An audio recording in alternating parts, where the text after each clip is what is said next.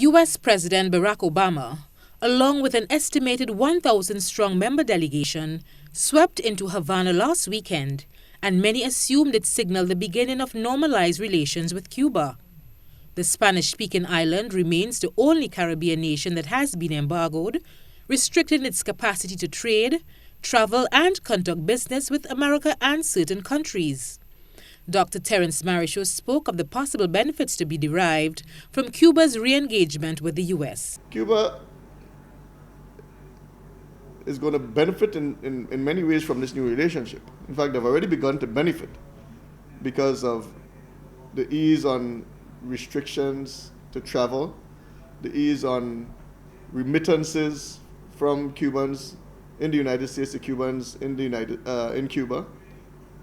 So in those respects, things have normalized. In fact, recently as well, the U.S. government announced that the ban on the use of the American dollar, and also giving credits to Cuba, which they were not able to get before, when they had to pay in cash for every transaction that was made between the United States and Cuba. This has changed. However, he remained concerned that the embargo is still in effect, impacting Cuba's ability to operate like other countries. There are a number of restrictions that are attached to that embargo. For example, which penalizes countries from doing business with Cuba. They get heavy penalties to the tune of millions of dollars. Boats, for example, which travel to Cuba from a commercial point of view, cannot enter the United States for at least 6 months after that.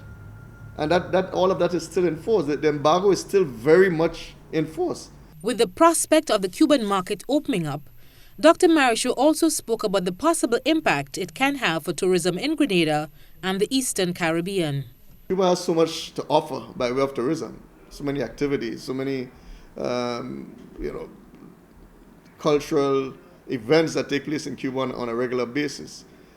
And for tourists from North America, for example, looking to do business or wanting to go on a vacation that gives you value for money, there are a few countries that can provide what Cuba is able to provide. So there's no question that a sizable part of the tourism that would go, for example, to the Eastern Caribbean would not be taken by Cuba. As a matter of fact, Carnival Cruise Lines has just been awarded the rights to travel to Cuba, and it's just 90 miles away from Miami, so it's going to make it a lot easier for Carnival to do more business with Cuba than to be coming to the Eastern Caribbean or coming to Grenada, which is so far down to the south. Dr. Marryshow, however, noted that Cuba's intent is to partner with the rest of the region, thus creating more opportunities for travel, tourism, and trade. Janelle MacDonald, GBN News.